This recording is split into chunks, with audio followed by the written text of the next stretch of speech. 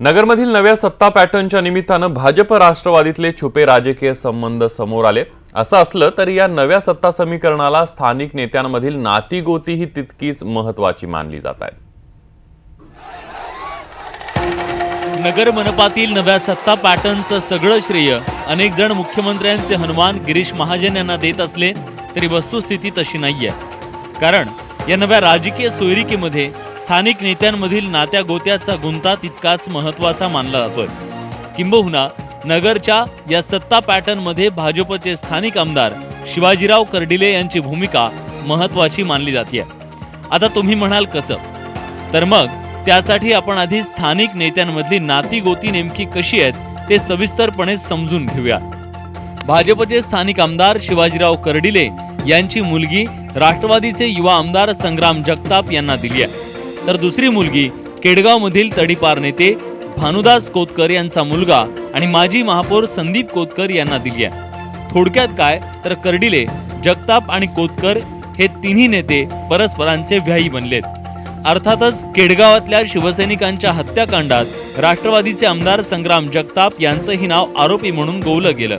त्यामुळे शिवसेनेचे माजी आमदार अनिल राठोड आणि राष्ट्रवादीचे विद्यमान आमदार संग्राम जगताप यांच्यात मोठी राजकीय कटुता निर्माण झाली। त्यातूनच मग जगतापांनी शिवसेनेला सत्तेबाहेर ठेवण्यासाठी भाजपला बाहेरून पाठिंबा दिल्याचं सांगितलं जात आहे। भाजपचे सध्याचे आमदार जे आहेत शिवाजी कर्डिले, जे राहुरी मतदारसंघातील आमदार आहेत, त्यांचे नातेवाईक संग्राम जगताप म्हणजे जावई हे सध्या राष्ट्रवादीचे नगरमधील आमदार आहे। आणि राष्ट्रवादी आणि भाजप यांची जी युती झाली त्याच्यामध्ये कर्डिले आणि जगताप यांच्यातील जो नातेसंबंध आहे त्याचा एक संदर्भ दिला जातो।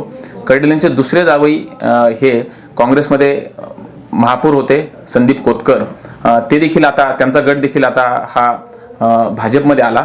यात कर्डिलेंचा रोल महत्त्वाचा मानला जातो की कर्डिले भाजपमध्ये असल्यामुळे त्यांनी आपले दोन्ही जावई हे भाजपशी जोडून घेतले आणि भाजपला मदत मिळवून दिली, अशी चर्चा या राजकारणासंदर्भात होते।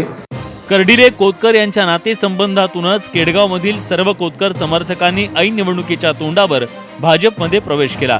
त्यातले 4 जण निवडूनही आले, पण कर्डिले यांच्या राजकीय खेळीत शहर काँग्रेसची मोठी हानी झाली। पण लोकसभेला छुपी मदत मिळेल या आशेपोटी स्थानिक काँग्रेस नेतृत्वानं या राजकीय फुटीकडे सोयीस्कर डोळेझाक केल्याचं सांगितलं जात आहे। थोडक्यात काय तर नगर शहराचं राजकारण फिरून पुन्हा याच तिन्ही राजकीय घराण्यांच्या ताब्यात राहिलंय। नगर जिल्ह्याच्या ग्रामीण भागातही अशाच राजकीय नात्यांचा गुंता बघायला मिळतोय।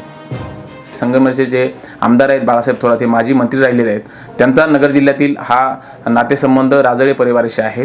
त्यांची बहीण राजळे परिवारात दिलेली आहे, ज्या राजळे परिवारातून मोनिका राजळे या सध्या भाजपच्या आमदार आहेत। आणि राजळे परिवार जो आहे शेवगाव पाथर्डीचा, त्यांचा नातेसंबंध हा नेवाशीशी आहे। नेवाशीचा जो गडाख कुटुंब आहे त्या गडाख कुटुंबाचा आणि राजळेंचा नातेसंबंध आहे, त्यामुळे हे तीनही घराणे जोडलेले आहेत। आणि जयंत पाटील जे आहेत सांगलीचे माजी मंत्री, त्यांचा आणि घुले घराण्याचा नातेसंबंध आहे। जयंत पाटलांची बहीण ही नरेंद्र घुलेंना दिलेली आहे आणि दुसरी बहीण ही रावरीमध्ये प्रसाद तनपुरे यांना दिलेली आहे। नगर शहर हा विधानसभा मतदारसंघ खरं तर 2014 सालापर्यंत शिवसेनेच्या ताब्यात होता। अनिल राठोड शहराचं प्रतिनिधित्व करायचे, पण त्यांनी शहराच्या विकासाचं राजकारण करण्याऐवजी नेहमीच भावनिक मुद्द्यावर आपलं राजकारण रेटल्याचं बोललं जात आहे। परिणामी गेल्या निवडणुकीत अरुण जगताप, शिवाजीराव कर्डिले आणि भानुदास कोतकर या तिन्ही राजकीय व्याह्यांनी एकत्र येऊन शिवसेनेचा पराभव केला आणि त्यातूनच हा राजकीय संघर्ष पेटल्याचं बघायला मिळतंय। म्हणूनच अनिल राठोड जगतापांवर टीका करण्याची एकही संधी सोडत नाहीत। जगतापही त्यांना नेहमीच पाण्यात पाहतात।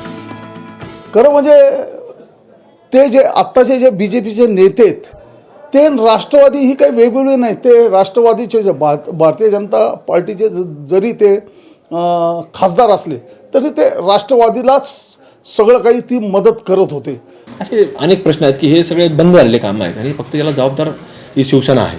त्याच्यामुळे आम्हाला कुठेतरी वाटलं की आज ते महापौरपद तरी द्यायला तयार होते, पण ते पद घेऊन आपण त्याच्यामधून आज सत्तेला जो काही फायदा नगर शहराला झाला पाहिजे राज्याच्या सत्तेचा तो झाला नसता। त्याच्यामुळे आज आपण कुठेतरी तो निर्णय त्याच्यामध्ये स्थानिक पातळीवरती नगरसेवकांच्या विचाराने घेतलेला निर्णय आहे। नगर शहराच्या राजकारणातील बहुतांश नेत्यांवर झालेले गुंडगिरीचे आरोप काही लपून राहिलेले नाहीत। यातील भानुदास कोतकर तर अजूनही तडीपार आहेत। हेच तिन्ही नेते आता परस्परांचे व्याही बनून नगर शहराचं राजकारण खेळताना दिसतायत, तर काँग्रेस राष्ट्रवादीचे ग्रामीणचे नेतेही सोयीस्करपणे शहराच्या विकासाकडे आजवर डोळे झाकच करत आलेत।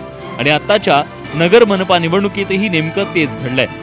पण या राजकीय कडबोळ्यात नगर शहराच्या विकासाची मात्र पुरती वाट लागली आहे, हे इथं खेदानं नमूद करावं लागेल. ब्युरो रिपोर्टसह साहेबराव कोकणे, न्यूज 18 लोकमत, अहमदनगर.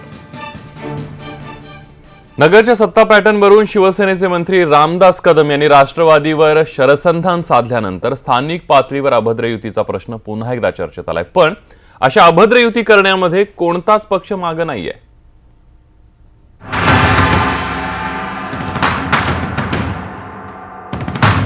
सत्तेची खुर्ची मिळवण्यासाठी कुणी कुणाचाही हात धरू शकतं, हे नगरच्या महापौर पदाच्या निवडणुकीत महाराष्ट्रानं पाहिलं. सत्तेच्या पुढे राजकारण्यांसाठी नैतिक आणि अनैतिकतेच्या गोष्टी म्हणजे जणू अंधश्रद्धा, हे पडद्यामागे घडलेल्या घडामोडींवरून समोर येतंय. नगरच्या महापौर पदाच्या निवडणुकीत अनपेक्षितपणे राष्ट्रवादी काँग्रेसच्या अदृश्य हातांनी भाजपला साथ दिल्यानं तिसऱ्या क्रमांकावर असलेल्या भाजपच्या गळ्यात महापौर पदाची माळ पडली. त्यामुळे पहिल्या क्रमांकावर असलेल्या शिवसेनेला हा धोबी पछाड चांगलाच जिव्हारी लागलाय. एकीकडे हिंदुत्ववादी मतांचं विभाजन होता कामा नये असं म्हणायचं आणि दुसरीकडे दुसऱ्या बाजूला राष्ट्रवादीशी अनैसर्गिक अनैतिक संबंध ठेवून सत्ताभोग घ्यायचा, हे भाजपचं धोरण आहे.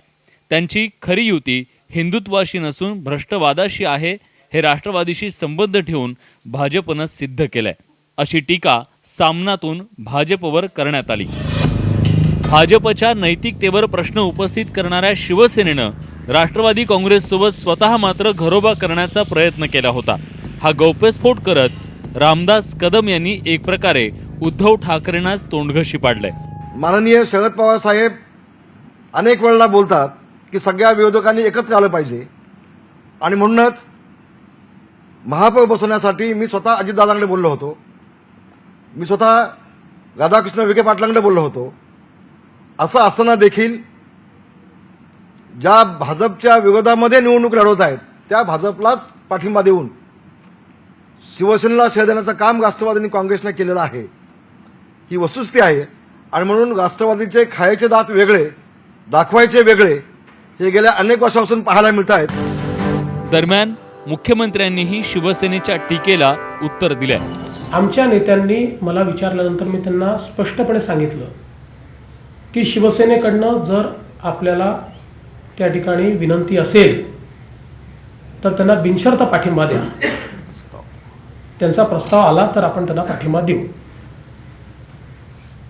निवडणुकीच्या 3 दिवस आधीपर्यंत शिवसेनेचं कोणी आमच्याशी बोलायला तयार नव्हतं. या उलट त्यांच्याकडनं निरोप आम्हाला असा आला की तुम्हीच आमच्या नेत्यांशी बोला. एकीकडे सत्तेत वाटेकरी असलेली शिवसेना पहिले मंदिर फिर सरकारचा नारा देते, सत्ता मिळाली नाही की रागराग करते, आणि दुसरीकडे एकमेकांना सत्तेपासून रोखण्याच्या आनाभाका घेणारे भाजप राष्ट्रवादी सत्तेच्या सिंहासनासाठी मांडीला मांडी लावून बसतात. यावरून राजकारण्यांचे खायचे आणि दाखवायचे दात किती वेगळे असतात याची प्रचिती पुन्हा एकदा महाराष्ट्राला आली आहे. Bureau report, news 18 Lokmat.